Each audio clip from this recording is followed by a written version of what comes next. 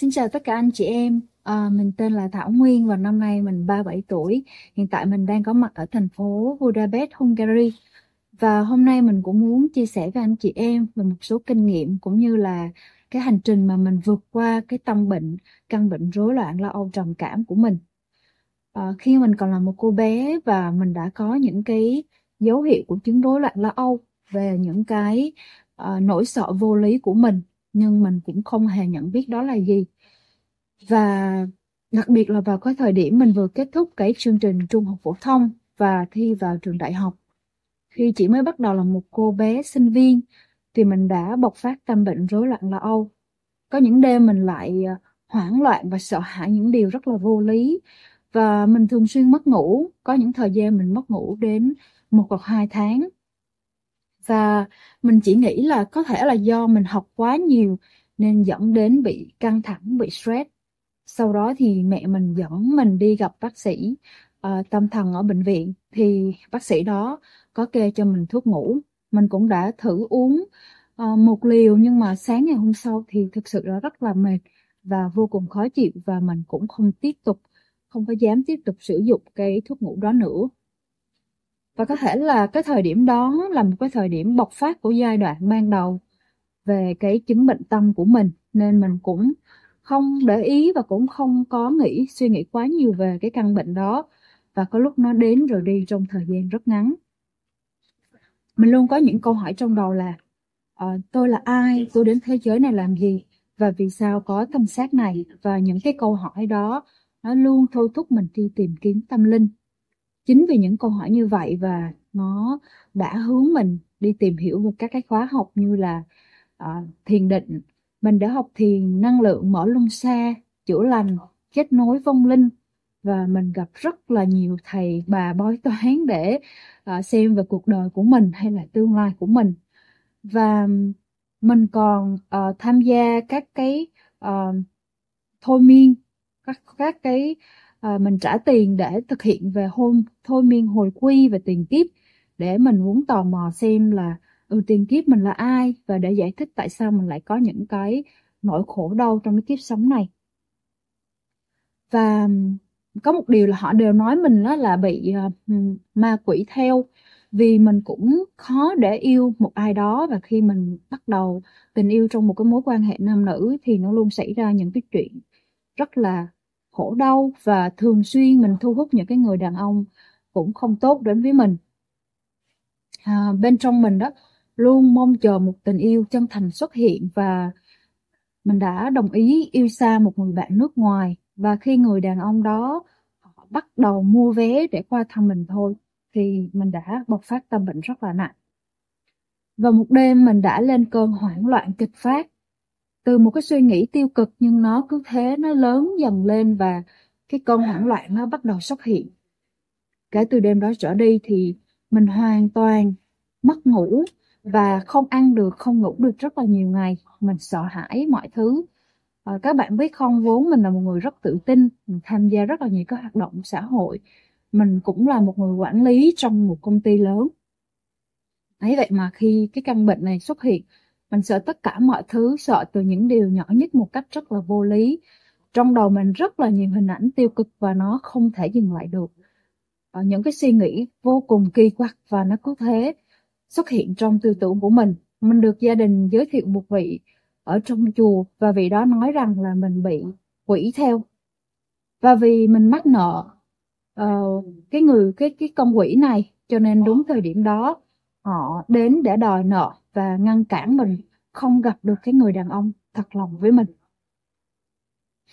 Mình đồng ý vào chùa ở một thời gian, vì vị thầy đó nói là thầy sẽ khuyên cái con quỷ này từ bỏ mình, và mình thực hành sám hối bằng cách là mỗi ngày lạy rất là nhiều lần trước tượng Phật. Tuy nhiên là bệnh của mình không hề thuyên giảm, và hàng đêm ngược lại mình phải chịu những cái cảm giác sợ hãi, đau khổ tột cùng ở trong chùa, và nó làm cho bệnh của mình nặng hơn nữa. Mình đến gặp bác sĩ tâm thần để khám bệnh thì được bác sĩ kê là mình bị rối loạn lo âu, hoảng loạn trầm cảm. Mình có lấy thuốc của vị bác sĩ đó, và Sau khi sử dụng một liều thì mình đã ngủ được, nhưng mà cảm giác như mình bị thúc ép để phải đi vào giấc ngủ, và sau khi tỉnh dậy thì nó vô cùng mệt và kiệt sức, và nó làm cho mình thấy mệt mỏi hơn ngay cả trước khi mình dùng thuốc. Và mình vẫn tiếp tục thử liều thứ hai, nhưng rồi tình trạng cũng không hề khả quan hơn, và mình đã quyết định bỏ thuốc, và là mình không không sử dụng thuốc nữa vì nó không thực sự là mình thấy đỡ hơn. Gia đình của mình tiếp tục đưa mình ra tận Hà Nội, Sóc Sơn, vì mình được một vị thầy tâm linh khác mà mình tìm qua các hội nhóm, và thầy là một người xem tướng và chuyên giải vong ma.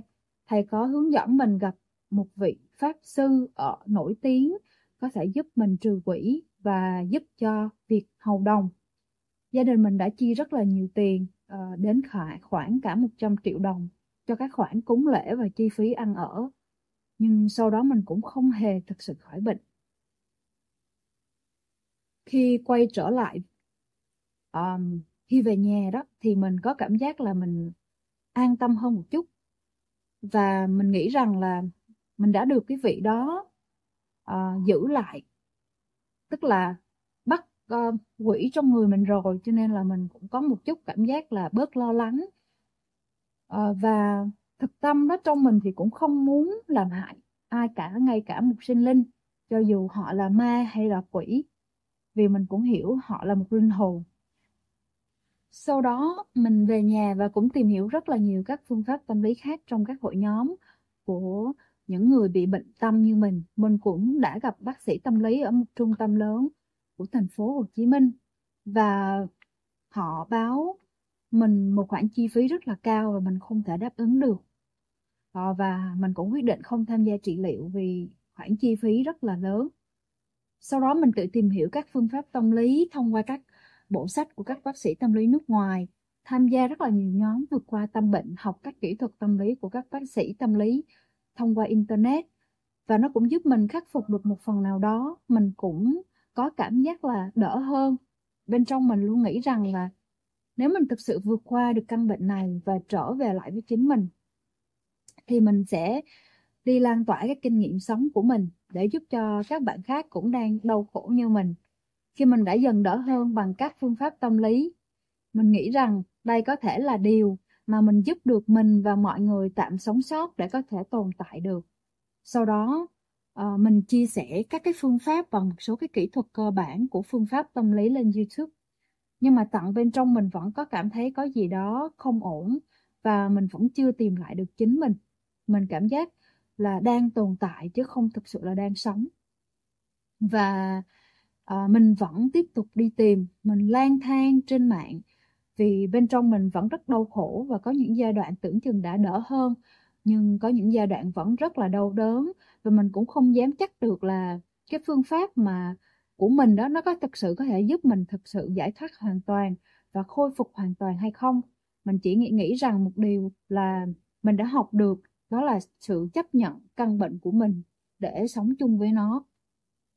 May mắn thay thì khi mình lang thang trên mạng thì mình đã vô tình thấy một nhóm trên Facebook, và mình lần mò tìm vào đọc cái câu chuyện của các bạn trên nhóm đó, và mình thấy có khá nhiều điểm giống với căn bệnh của mình và những lời chia sẻ của các bạn. Mình cảm nhận nó khá chân thật, cho nên mình cũng tò mò để comment trên đó, và một người trong nhóm đã liên hệ với mình và chia sẻ với mình về hai chân lý và cách thực hành hai chân lý. Từ ngày hôm đó mình bắt đầu tìm hiểu và nghe về hai chân lý trong chuỗi video 61 video của thầy Hoàng Văn Trường. Và sau đó mình bắt đầu nghe video của thầy từ video thứ nhất. Chỉ từ video thứ nhất thôi thì bên trong linh hồn mình đã cảm thấy rất là vui, và một cái niềm vui rất là khó tả. Có lẽ là mình cũng chưa bao giờ cảm thấy cái niềm vui đó trước đây trong cuộc sống của mình. Cứ thế mình tiếp tục nghe và học chuỗi video của thầy một cách miệt mài ngày đêm. Mình nghe cả những lúc ngủ, và có những giai đoạn nó cũng bộc phát những cái cảm giác lo sợ của mình và sự nghi ngờ đối với hai chân lý. Mình cũng có thời gian nghi ngờ rằng là không biết liệu đây có phải là một tôn giáo mới hay không, hay một cái nhóm lừa đảo nào không, vì trước đây mình cũng đã tham gia khá nhiều hội nhóm nên mình cũng sợ và khá cẩn trọng. Tuy nhiên sau một thời gian càng học và càng tìm hiểu thì mình thấy tri thức của thầy vô cùng đúng đắn và vô cùng khoa học. Mình càng ngày càng tin theo và mình cũng không còn quá chú trọng hay để ý tới cái căn bệnh của mình nữa, vì những kiến thức của thầy khá hay và sâu sắc và rất là thu hút. Vô tình khi mình nhìn lại chính mình nhìn lại căn bệnh của mình thì mình đã vượt qua được căn bệnh lúc nào không hay, và nó làm cho mình vô cùng hạnh phúc. Mà dường như giờ đây mình đã tìm lại được chính mình sau một năm tròn mình học hai chân lý. Hai chân lý không chỉ giúp mình khỏe mạnh hơn mà còn giúp cho mình sống đúng đắn hơn, sống có ý nghĩa hơn, và giúp cho mình hiện đồng hành cùng với những người đang khổ đau về mặt tâm lý, về mặt tinh thần mà trước đó khi mình bị như vậy không có ai bên cạnh mình cả. Mình vô cùng hiểu cái cảm giác cô đơn sợ hãi đó.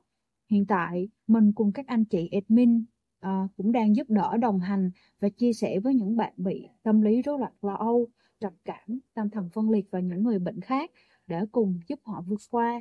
Với mình đó là một hành động vô cùng ý nghĩa trong cái kiếp sống này. Và em cũng xin gửi lời cảm ơn và vô cùng biết ơn thầy Hoàng Văn Trường, bởi vì em cảm thấy em thật may mắn vì bên trong em nhận ra được thầy và biết đến thầy trong kiếp sống này. Em gửi đến thầy lời cảm ơn sâu sắc và luôn chúc thầy sức khỏe, và mong rằng nhiều người sẽ có cơ hội biết đến hai chân lý và cũng được bình phục như em trở lại một cuộc sống hạnh phúc hơn, ý nghĩa hơn. Và như các bạn, anh chị em thấy đó, hiện tại thì em cũng đang có một kỳ nghỉ ở châu Âu và cuộc sống của em dường như tốt đẹp hơn. Em xin cảm ơn mọi người đã lắng nghe cái chia sẻ của em. Em xin chào cả đại gia đình.